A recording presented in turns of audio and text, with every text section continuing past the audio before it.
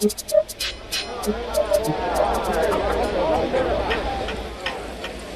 Topham Hatt sat in his office listening to the noise outside. The passengers were angry. The station master came in. "There's trouble in the shed, sir. Henry is sulking. There's no train, and the passengers are saying this is a bad railway." "Indeed," said Sir Topham Hatt, "we cannot allow that." He found Gordon, James, and Henry looking very cross. "Come along, Henry. It's time your train was ready." "Henry's not going," said Gordon. "We won't shunt like little tank engines. That was Thomas's job. We're important tender engines. You fetch our coaches and we will pull them. Tender engines don't shunt." "We'll see about that," said Sir Topham Hatt. "No engine on my railway is too important for small jobs." And he hurried away to find Edward. The yard has never been the same since Thomas left to run his branch line, he thought sadly. Edward was shunting. "Leave those freight cars, please, Edward," said Sir Topham Hatt. "I want you to push coaches for me in the yard." "Thank you, sir. That will be a nice change." "That's a good engine. Off you go, then."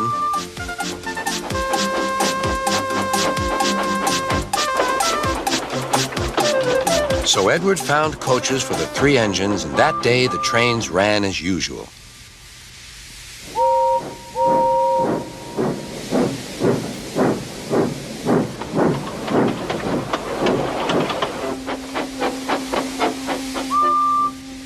But next morning, Edward looked unhappy. Gordon came clanking past, hissing rudely. "Bless me," said Sir Topham Hatt. "What a noise!"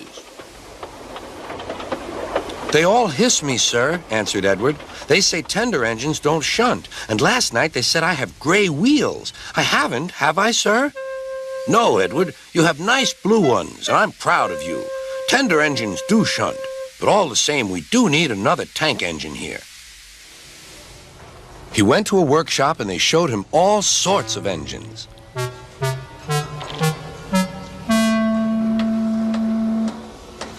At last he saw a smart little green engine with 4 wheels. "That's the one," he thought. "If I choose you, will you work hard?" "Oh, sir. Yes, sir." "That's a good engine. I'll call you Percy." "Yes, sir. Thank you, sir." And Sir Topham Hatt brought Percy back to the yard. "Edward," he called, "here's Percy. Will you show him everything?" Percy soon learned what he had to do, and they had a happy afternoon.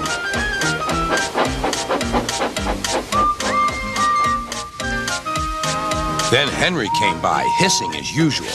"Wheesh!" went Percy. Henry jumped and ran back to the shed. "How beautifully you wheeshed him," laughed Edward. "I can't wheesh like that." "Oh," said Percy, "that's nothing. You should hear them in the workshop. You have to wheesh loudly to make yourself heard." Next morning, Thomas arrived. "Sir Topham Hatt sent for me. I expect he wants help," he said to Edward. "Shh, shh, here he comes," replied Edward. "Well done, Thomas. You've been quick. Listen, Henry, Gordon, and James are sulking. They say they won't shunt like little tank engines. So I have shut them up, and I want you both to run the line for a while." "Little tank engines indeed," snorted Thomas. "We'll show them." "And Percy will help too." "Oh, sir. Yes, sir. Please, sir," answered Percy. Edward and Thomas worked the main line, greeting each other as they passed by. Percy puffed along the branch line. Thomas was anxious about Annie and Clarabelle, but both driver and conductor promised to take care of them. There were fewer trains, but the passengers didn't mind. They knew the 3 other engines were having a lesson. Gordon, James, and Henry were cold, lonely, and miserable. They wished now they hadn't been so silly.